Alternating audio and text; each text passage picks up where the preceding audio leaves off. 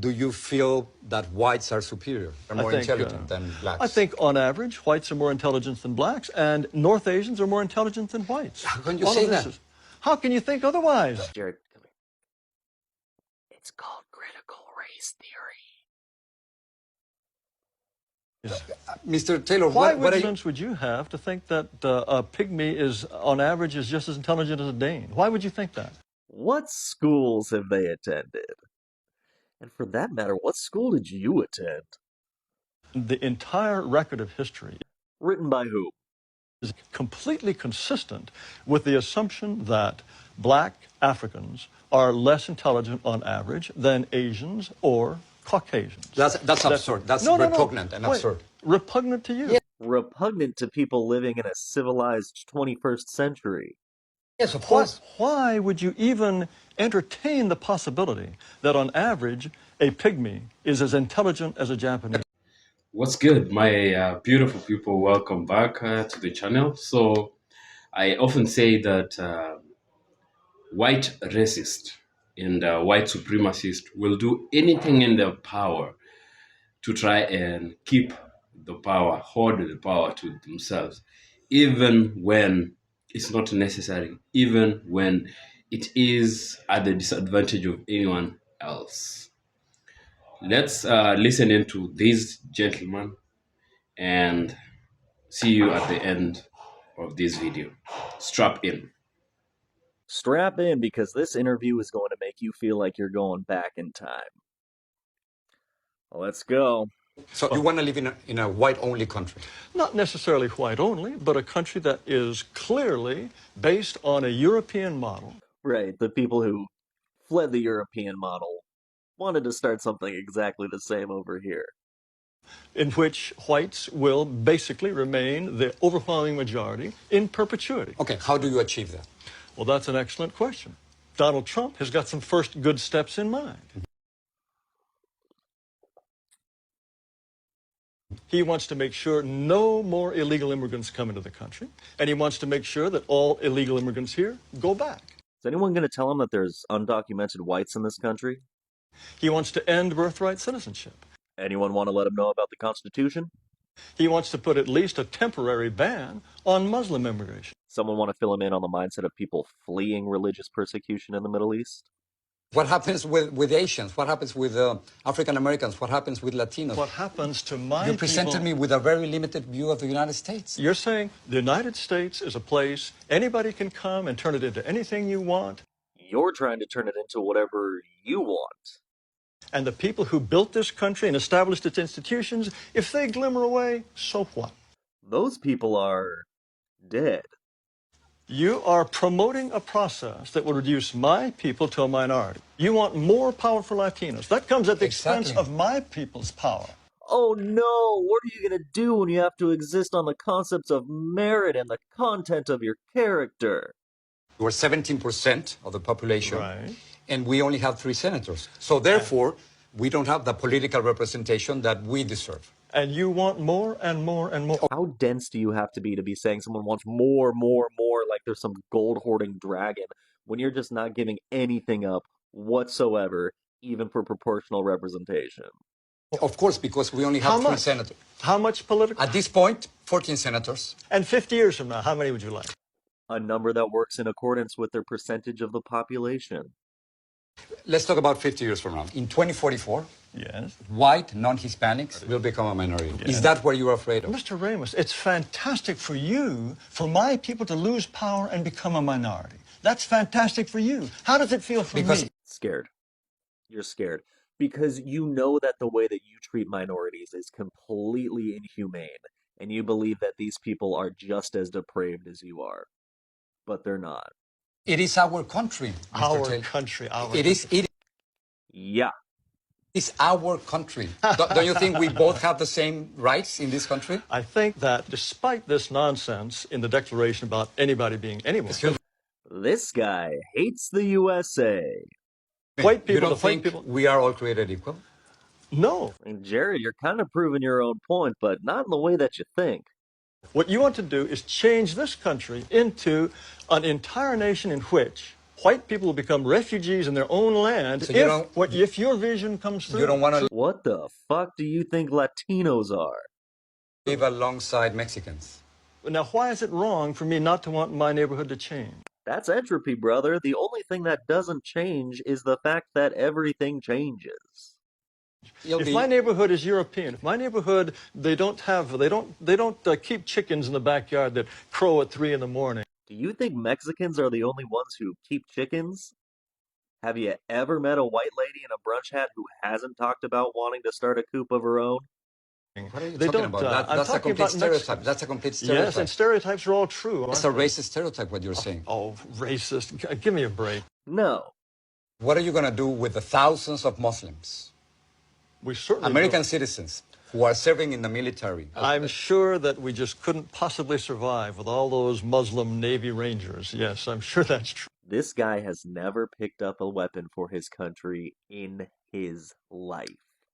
That is not right. No. I'm talking You about cannot make Muslim. fun of people who are saving our lives.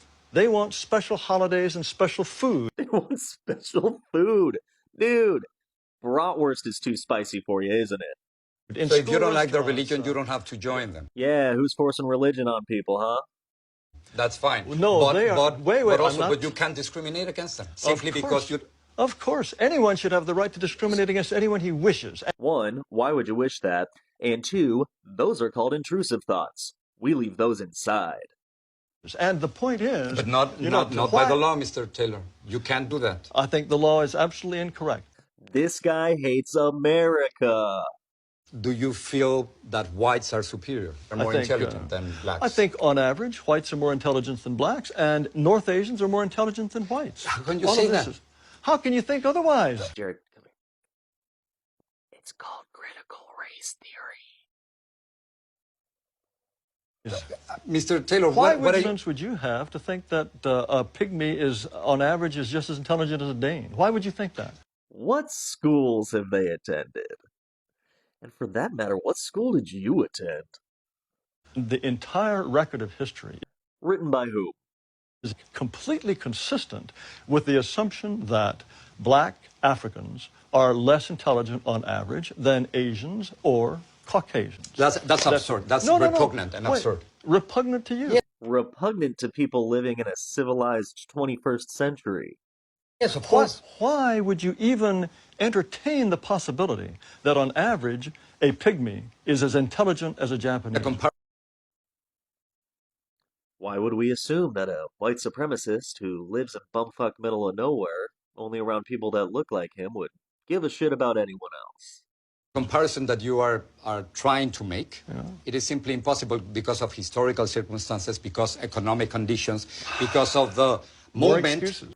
They're called facts and influences, Jared. You're using your straight-passing white maleness as an excuse for everything you do that is absolutely decrepit. We have to be willing to say to all those who are non-European, You don't. we wish you well, but this territory is for us. And sorry, we have the right to be us, and only we can be us. Our tribal ape instincts still continue to have an influence on how we exist in society when it comes to our skin color and what happens to be between our legs.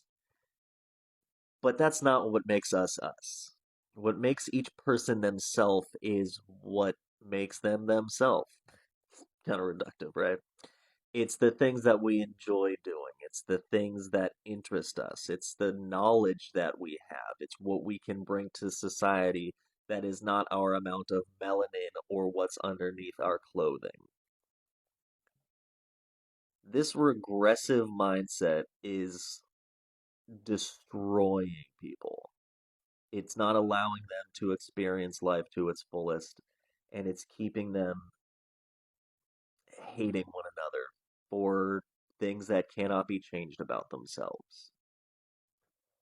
So, this is one of those instances where I'm going to be intolerant. I am intolerant to intolerance. And I hope y'all are too. So, I'll still be here. See y'all later. Well, so right there for you is just the typical school of thought or thought process of a white supremacist. That is exactly how white supremacy thinks and believes as a person. White supremacy really tells everybody where barbarianism, where barbaric behavior and barbaric people, who they really are. I mean, removing the funny part from this interview, then just trying to listen to what the guy is saying, essentially will just make you sick in the stomach. Imagine he believes that the color of your skin um, can be used to tell or to determine intelligence. Really, we are in the 21st century, but a huge full grown-up man still thinks that the color of their skin makes them better or more intelligent than someone else of a different shade of skin color. So a lot of things are being said in that short period of time, and really these white supremacists, I tell you, they will go any length of time and of anything to try and protect and keep that power to themselves, because they first believe in white purity. They don't want to get contaminated. One thing they know and they're scared of and they're aware is that they are a minority and they're quickly diminishing as a people, as a race. Actually, for your information, white race, so-called white people, don't make up for anything more than 15% of the world population. Of course, they hold all the power. Of course, they got all the power through all their barbarian uh, means, but it's only change that is constant. It is quickly shifting. Global dynamics of power are quickly shifting, and there is a quick and there is a new world order. But the white supremacist, typical white supremacist, is not ready to give up on his barbaric ways, and I realize that the shift is taking place, and realize that the power must move to someone else, and it is time to make things right, and at least try to even apologize, not even apologize, but treat people nice, because tomorrow you will be in their place. Now, they believe, first of all, they really, really believe in the most ironical of ways. And I always really criticize on the entitlement of these people. They really, really believe that the United States of America is a white man's land. How funny of them to really believe that America belongs to them. That's why they keep telling everybody else that they should leave, that they came in to take their jobs, take their places, and all the bull crap they keep telling people that African Americans need to go back to Africa, that they need to build a wall on the southern border. Perhaps someone should remind them to build a wall all around that country, including along the east and the west coast and up north on the Canadian border. But they believe that going across into the polar regions of Canada is white man's land. So that's why they only talk about the southern border. Maybe someone need to remind them that the biggest mistake that the Africans and black people made, the Aboriginals and the Red Indians, the biggest mistakes of their lives that they ever made was to let them in. they should know that from the very beginning, America had people living, natives of that land. Before they went there, they vandalized everything. They annihilated, deliberately annihilated, depopulated, made them vanish on the surface of the earth. The natives of that land that they today beat their chest, calling it their land. They came from Europe, and you know why they came from their own lands? Because of their barbarian behaviors, because they were unaliving and annihilating themselves, each other. And so those that couldn't take it anymore, when it became too intolerable and unbearable, some of them jumped into those voyage ships and found themselves in some land. They were welcomed by black people, by the Red Indians. Others were welcomed by the original Aboriginals of Australia. But unbeknownst to any of those hosts who welcomed them, the people that came have in them a barbarian behavior. And so they came and they tried to set up. Actually, they did try, not try, I mean, they did set up a small or replicated their European behaviors in every place they went. That is why they wiped out the originals, the original people, the natives of America, of Australia, and they tried to do that in Africa, you know. So now when they think that nobody else supposed to go to the United States of America, then they should be reminded that they themselves were let in into that place, that they don't originally belong there. Really, that is so insensitive. I really find this so sickening and so insensitive. The United States of America, without the input of black people, specifically black people, let's not even talk about the Latinos and or the Asians, is not a country. Now, the guy need to be reminded that black people took part, an integral part, a very significant part in making America the so-called the superpower. Without the input of black people, perhaps there would be no America, or it would be there, but it would never ever be close to anything that it is today. It is their cheap labor, and even worse still, their free forced labor that really created an America that we all, you and I, know of today. Everybody from every corner of the world happen to have moved to this country called America and have helped build this country in one way or the other, socially, economically, politically. But when it comes to sharing the spoils, I guess one ethnicity really feels like they're more entitled. They have more equal, I mean, there are no equal rights. They deserve more than everybody else, even though their lazy selves kept, I mean, complaining or keep complaining of how other people are coming to take their space, take their land, take their jobs. It's just really crazy.